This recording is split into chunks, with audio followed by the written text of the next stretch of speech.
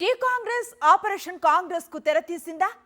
ఇతర పార్టీల నేతలకు స్వాగతం పలకాలని పీసీసీ ఇన్ఛార్జ్ చెప్పడం వెనుక వ్యూహం ఏంటి? 20% పదవులు కొత్త వారికే అంటూ స్పెషల్ కోటా ఎందుకు ప్రకటించారు? అసలు తెలంగాణ కాంగ్రెస్ కు ఆపరేషన్ ఆకర్ష్ అవసరం ఏంటి? Watch the story. 10 ఏళ్ల తర్వాత తెలంగాణలో కాంగ్రెస్ ప్రభుత్వం ఏర్పడింది. రేవంత్ సర్కార్ ఏర్పడిన వెంటనే ఆపరేషన్ ఆకర్ష్ స్టార్ట్ చేసి పలువురు ఎమ్మెల్యేలు, ఎమ్మెల్సీలను, మరికొందరు మాజీ ప్రజాప్రతినిధులను హస్తం గూటిలో చేర్చుకున్నారు. అయితే కొత్తగా వచ్చిన వారి కారణంగా పలు నియోజకవర్గాల్లో నేతల మధ్య విభేదాలు బగ్గుమంటున్నాయి. జిల్లాలోని పంచాయతీలు గాంధీభవన్ దాకా వస్తున్నాయి. కొత్త పాత నేతల మధ్య రచ్చ మొదలు కావడంతో కొత్త నేతల చేరికకు బ్రేక్ ఇచ్చింది హస్తం పార్టీ. స్థానిక ఎన్నికల నిర్వహణ ఇప్పటికే ఆలస్యం కావడంతో వీలైనంత త్వరగా స్థానిక సంస్థల ఎన్నికలు జరపాలని రాష్ట్ర ప్రభుత్వం భావిస్తోంది. ఈ నేపథ్యంలో ఆపరేషన్ ఆకర్ష్ ద్వారా పార్టీ బలం పెంచుకోవడంతో పాటు ప్రత్యర్థి పార్టీలను బలహీనపరచాలని టీపీసీసీ ప్లాన్ చేస్తోంది.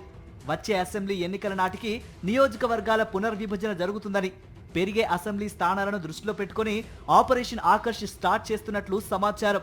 పార్టీ బలహీనంగా ఉన్న నియోజకవర్గాలలో ఇతర పార్టీల నేతలతో పాటు సామాజికవేత్తలను కూడా పార్టీలోకి ఆహ్వానించాలని రాష్ట్ర కాంగ్రెస్ డిసైడ్ అయిందని టాక్. ఆపరేషన్ ఆకర్ష్ అమలు చేయాలని టీపీసీసీ విస్తృత స్థాయి సమావేశంలో అధికారికంగా ఆమోదించారు.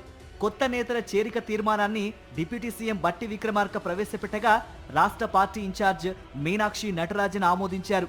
ఇదే కాకుండా కొత్తగా చేరే నేతలకు పార్టీలో, ప్రభుత్వంలో పదవుల కోటా సైతం నిర్ణయించారు. పార్టీలో, ప్రభుత్వంలో 20% చొప్పున పదవులు ఇస్తామని కూడా పార్టీ ఇన్ఛార్జ్ ఆఫర్ చేశారు.